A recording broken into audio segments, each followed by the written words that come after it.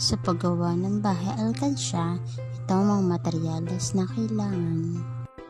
Bakod, goma, sanipa, base, front and back, side, gate, bubong.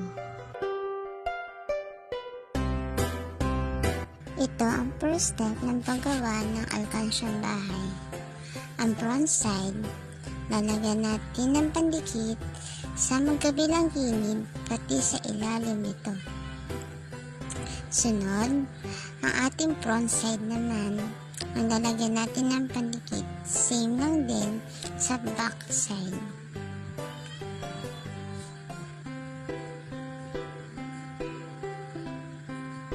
Next, ang ating side naman.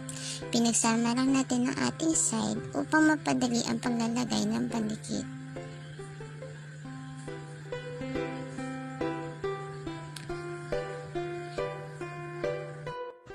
Next, ito naman ang ating itatayo. Uunahin natin ang ating back side. Sunod, ang ating side. Kung saan po kayo mas komportable, ayun ang inyong unahin. Pwedeng sa left, pwedeng sa right. Next naman po ang ating front side. Kapag ito naman po ay ating itayo na, lalagyan naman natin ito ng goma. Make sure lang po natin na pantay ang ating front, back, and side.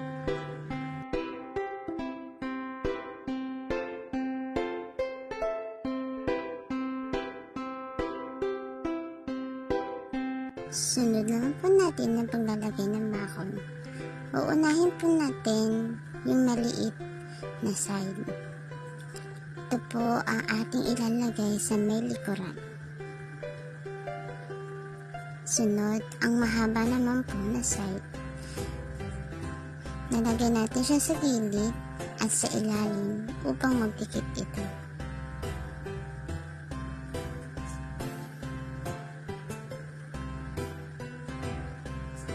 Make sure lang po natin na pantay po ang ating mga bakod. Next, lagyan po natin ang mga kabilang side pati ang ilalim ng isang bakod. Ito po ating ididikit sa mahabang bakod. Sunod naman po, ang ilalagay naman natin sa side na bakod.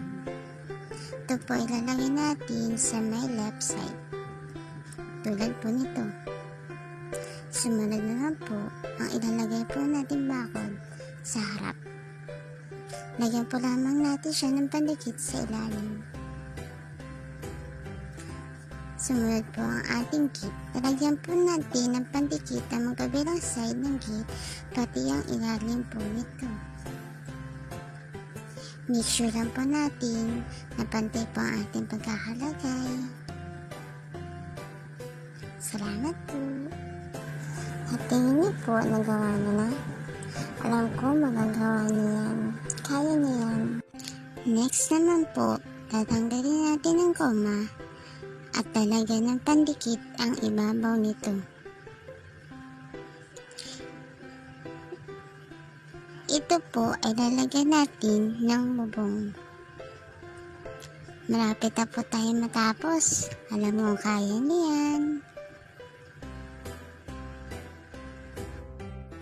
Next, lalagyan naman po natin ng pandikit ang ibabaw ng bubong na may butas.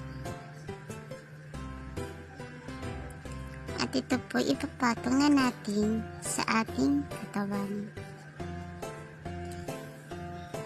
Pagpapatungin po ang dalawang pares ng bubong at lalagyan po ito ng goma. Kapag nalagyan naman po ng goma, ito naman po ay ating papantayin. Make sure lang po natin na pantay para hindi po tayo mahirapan sa ating next step. Next, kukuha naman po tayo ng tig-isang pares ng sanipa, isang left at isang right. Talagyan po natin ng pandikit ang bubong upang dito idikit ang mga sanipa.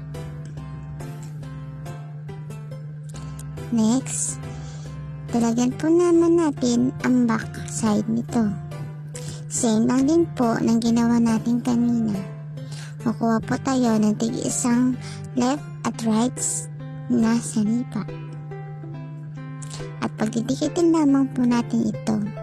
Make sure po na pantay po siya sa ating bubong at hindi po ito mahuhulog. Patuyuin po natin ito ng mga 3 to 5 minutes. Next step, after tumuyo, tanggalin po natin ang goma at lagyan natin ang side na sanipa ng pandikit. Ito po ay ating ididikit sa side ng bubong.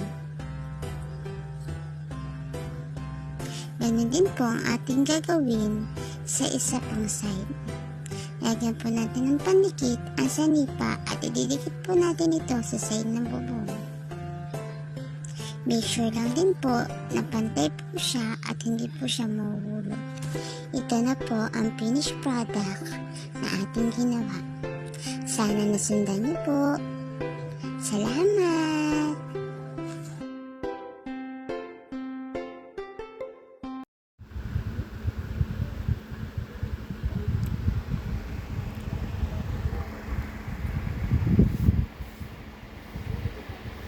Ayan na guys, yung ginawa natin guys ng bahay.